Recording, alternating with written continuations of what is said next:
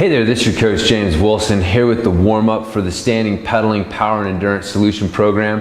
What we're going to do with this is really target the areas of the body that you need to get into the right positions when you stand up and pedal, be able to do it easily and efficiently. So what we're actually going to do is start out with some crocodile breathing so we can kind of reset breathing with our diaphragm, which is real important for standing pedaling. If we're using our chest to breathe, then we can't use those muscles to help stabilize our upper body, so it makes it a lot tougher on us. So we want to make sure we're using good diaphragmatic breathing when we're training and on the bike and just kind of in general. So if you haven't done this before, it's pretty simple. You're just going to lay down on your stomach like this. You can put your hands under your head. And then what you're going to do is you're going to breathe in and out through your nose, and only through your nose. And in fact, you can take one hand and go ahead and put it on your lower back, because what you're going to do is you're going to try to send your breath to your lower back. So you want to feel your hand raise. So you breathe in through your nose and out. And back in and out. Now once you're feeling it coming down here and you're not pushing your chest into the ground, you can take both hands, put them on your sides here. Now you want to use your breath to push your fingers out. So just kind of push in lightly, and then you're going to breathe in and out. And in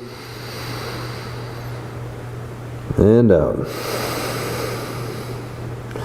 So with that one, you want to make sure that you're feeling like you're pushing equally on both sides. You know, you may feel like you're able to push your fingers out on one side, not so much on the other. You know, really kind of focus on that. But being able to do that, send your breath down to your lower back, but also kind of breathe out laterally will really help you, because on the bike, you're not going to be able to just relax your belly, right? So when we stand up to pedal, we want to do belly breathing, but we can't just relax the belly. So we got to keep it strong. And we got to do what's called breathing behind the shield. We keep this shield nice and strong, and we're breathing behind it, using our obliques, breathing more kind of laterally into the lower back than necessarily into the belly, but we're still using the diaphragm to drive the breathing. So after you've done that, you're going to warm up for a little bit, 3 to 5 minutes on a bike, rower, jump rope, which is one of my personal favorites. And then after we've done that, you're going to do some foam rolling. So you're going to grab your foam roller and you're going to start out with your calves. So for the calves, just going to go over these areas real quick. Start out just kind of, I like to do kind of the muscles in halves. So kind of do the lower half of the calf, and then also doing the upper half as well.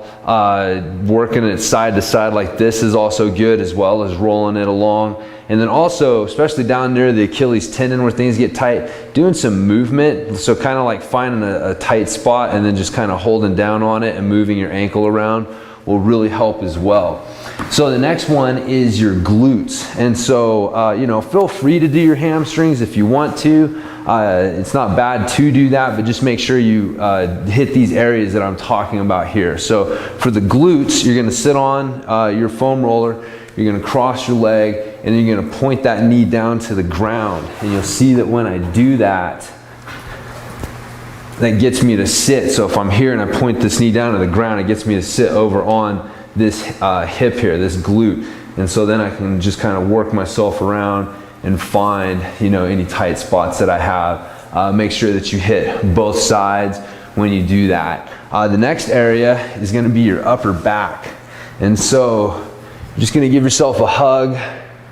And then with this one, watch your head position. You don't want to let your head, actually letting it hang back isn't necessarily bad. What you don't want to do is jut it forward. That's what a lot of people do, is they'll get here and they'll be sitting here like this and their neck's all tense, and let that relax. At least keep it neutral. Like I said, it's not necessarily bad to even kind of let it hang back a little bit and open that up. And so just kind of hitting that upper back, you can kind of get over on the traps. When you're done with that, you want to get into the lats as well. So you're going to raise your arm and you're going to get over on the side.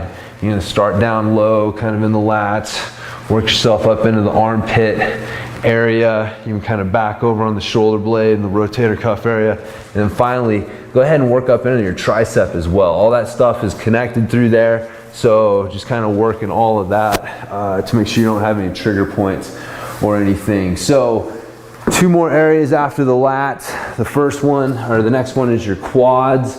So pretty straightforward with this one. You're just gonna lay down on the front of your foam roller and roll it out back and forth. You can kind of put most of your weight on one side. Make sure that you get up into the hip flexor area as well. So to do that, you will have to kind of get one leg off.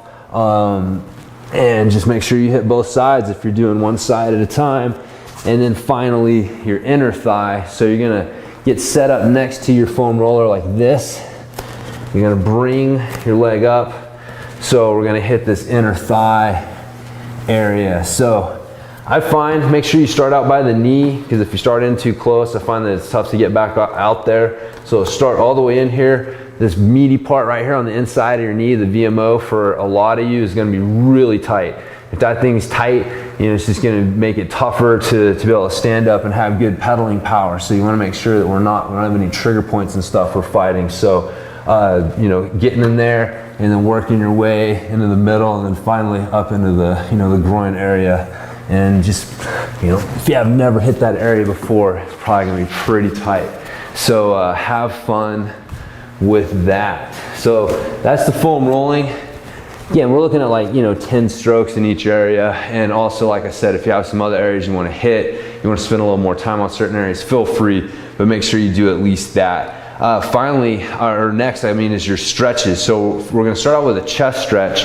So this is a really common one, but people tend to not do it as well as they could. So the main thing that you got to watch is your shoulder position. So here's what I suggest. You're going to get set, you know, door jamb, or, you know, something that you can put your hand on like this. Now, here's where things go wrong right off the bat, where I notice people start to mess this up, is when they reach back, they'll let the shoulder hunch up. You got to keep your shoulder down and back. Don't let it hunch up. So as soon as you get your hand set, make sure you got this set. You're going to step across, get yourself set, make sure the shoulder's set down, away from your ear, and then what you're gonna do is you're gonna think about trying to point your belly button away from your fingertips. So if my fingertips are pointed to that wall back there, I'm gonna try to get my belly button to turn towards that wall in front of me there. Now that turning of the hips is what gets the stretch going in the chest. And again, you have to watch the shoulder position, because if this happens, we're losing what we want. Keep that shoulder down and back. You're gonna feel a good stretch through the chest, probably in through the bicep as well. If you wanna mess around with this, you can change your hand position. So instead of just having your thumb up, you can actually have your thumb pointed down and actually get into the bicep area a little bit more with that. But again, make sure you're doing both sides, and use your breathing as well. So I have you down to do 5 to 10 breaths per side. So what you're gonna do, actually go ahead and show you how this will look in action. You get yourself set. So once you kind of you don't want to go as far into the stretch as you can, probably about like 80%. Okay, that's getting pretty close. Now I'm going to use my breathing here. So remember our crocodile breathing. So we're going to breathe in through our nose, into our belly, and then out. And then in, and out. And each time I breathe out, I try to get my belly button to turn a little bit more. So I'm using my breathing to help get me deeper into the stretch instead of just getting there and trying to crank on it for 15 to 30 seconds. So use your breathing to help your body relax and get comfortable in that position, and you'll find that tension will go away. You'll be able to get deeper into the stretch. So the next one is a quad and hip flexor stretch. Now with this one, I'm using a TRX to demonstrate this, but you can use a chair or a couch or anything that you can set your foot up on. So you're just gonna get one foot up on whatever it is that you're using. Like I said, a chair, a couch, or the TRX here will work. Just drop the knees straight down. You wanna get nice and tall and thin through the core. That's really important. You don't wanna, you know, have the belly button pushing forward, you know, leaning back. You don't wanna have the hips sagged and the butt kind of pushed back. So really nice and tall and thin. Almost think about pushing this knee down into the ground. So you're gonna feel the stretch right in here, pick up right here in the quad, up into the hip flexor. So once you've done that, you can kind of, you know, lean back a little bit, try to get your butt a little closer to this heel. But again, the point isn't to just get my butt. If I just let my hips go, I can push that back, no problem. That's not what we want. We have to keep this nice and you know, nice and strong. We want to keep this open as we come back and get the stretch instead of letting this close off. And so once we've done that, again, 5 to 10 breaths, You're gonna bring the front foot forward just a little bit, and then we're gonna push the hips forward. And so now we're really gonna feel the stretch more up here in the hip flexor area. And again, staying nice and tall through here. We don't wanna let the lower back sag and the belly button push forward. And then we're just gonna use the breathing again to help us get deeper into the stretch. And then make sure you're doing that on both sides. So that one there is real important, because one of the things that we're fighting when we stand up to pedal is being able to get good hip extension. We need to be able to get the hips forward so that we can get in good posture, and we also need to be able to get the hips extended more than when we're seated. So when our hips are locked up, it's not so bad when we're seated, even though it is definitely a problem, but as soon as you stand up, that shortened range of motion, those tight hip flexors really start to affect where you can put your center of gravity and how effectively you can use your hips when you stand up. So got to make sure we get that opened up. And then finally, our frog stretch, which what you're going to do is you're going to get your feet set, or your legs set. You're going to get down on your knees, down like this, hands in front of you. You want to get your head up. You want to think about pointing the top of your head to the ceiling, keeping it pointed to the ceiling. Pull your shoulders down and back. Good, nice, tight arch in the lower back. And then what we're going to do is we're going to pull the hips back towards the heel, and then we're going to come forward. And we're going to push ourselves back and then come forward. So I'll show you from the side a couple of key details to help you get the most out of this. So you'll notice when I start that I'm a little in front. So like here's kind of like, here's like neutral, and here's push back a little bit. So I definitely start in front. I'm not trying to start in the neutral position. Starting in front of that, so I have a little, you know, room to move back into this. I'm going to keep my shoulders down and back. Good, nice, tight postures. I come back. I can't round at all to allow me to come back a little further. So keeping that good, tight posture, shoulders down and back, head up. Now I'm going to actively pull my butt back towards my heels as far as I can. I'm also driving my hands into the ground to help me do that. And then I release, come forward, driving my hands into the ground, pushing my butt back, and then release. So that is how you do that. Make sure you're watching your posture on that. It's real important that you do that, because what we're working on there is opening up the hips so that when you're standing up, you're more easily able to, one, get the hips open, but also be able to bring the leg up and not have to round and lose your posture. Again, we want to keep good, strong posture. We want to be able to pedal around that good, strong posture. And so this frog stretch is going to help open up that posture, that specific posture. That's why keeping that nice and strong is so important. Otherwise, we're just going to reinforce that rounded shoulder, off balance posture that a lot of us go to when we stand up. Kind of got to work on that. So that's your frog stretch. And then finally finishing off with a couple of mobility drills. First one is the three-way neck. And so to do this one, you're just going to lace your hands back behind your back like this. Lock your elbows out. Think about keeping your collarbones nice and long. Like that visual right there, long collarbones will keep your shoulders and your chest in a good position. So first thing we're going to do is pry the chin down into the chest and then point it up to the ceiling. Chin down, chin up, back and forth. And then the next one is left and then right. And then finally side to side, pulling our ear down to one shoulder and then the next. So the head position or the head movements are easy. Make sure you're watching what's happening here. You don't want to lose that posture while you're moving your head. The next one is our wrist circle. So you're going to just lace your fingers together and keep the palms pressed together and then circle the wrists like this. As long as your palms are pressed together, you're good. If they start to come apart, odds are you're starting to use your fingers too much. You want to rotate the wrists and let the hands follow the wrists. Don't try to rotate the fingers and make the wrist follow the fingers. So you'll know what I mean first time you do that. The next one is our elbow circle. So you're going to start with your arms up like this, thumbs pointed to the ceiling.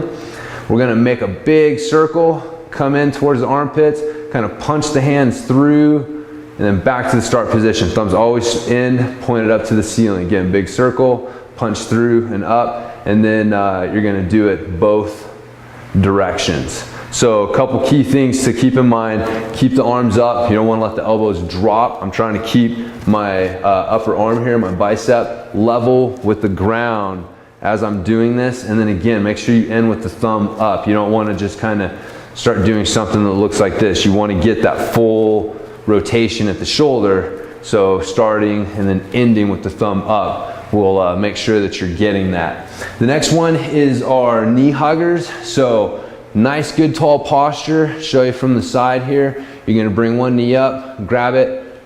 You're going to pull it up, but you're also, so you're going to, pull your knee up using your leg, but you're also going to use your arms to pull it up a little bit. Then the other side, pull up. If you want to come up on your toe a little bit, that's fine.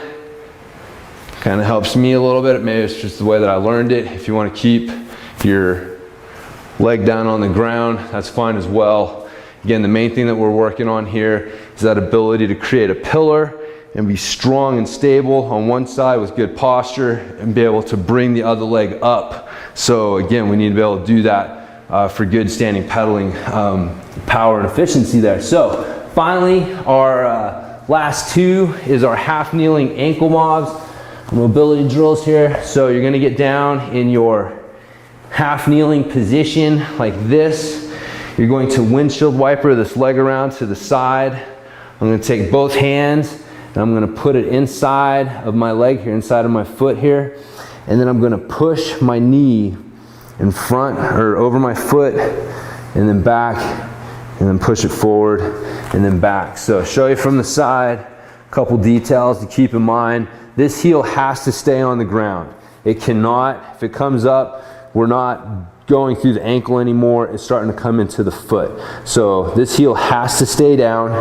And then we're not pushing this knee out to the side. We don't want it to collapse in. I just want it to push straight out over my foot. And this arm inside of it simply acts as a guide. I'm not pushing out with this arm. It's kind of a guide in case this knee starts to collapse in. It might prevent it from collapsing in, but at no point am I actively pushing out on the side there. So make sure you do both sides with that. And then finally, our half kneeling T-spine twist.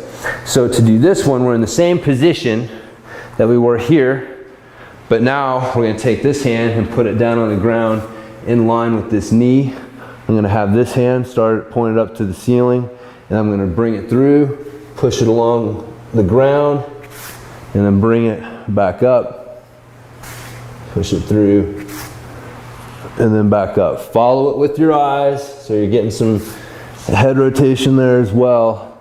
Watch your shoulder position, and again, make sure that you do both sides.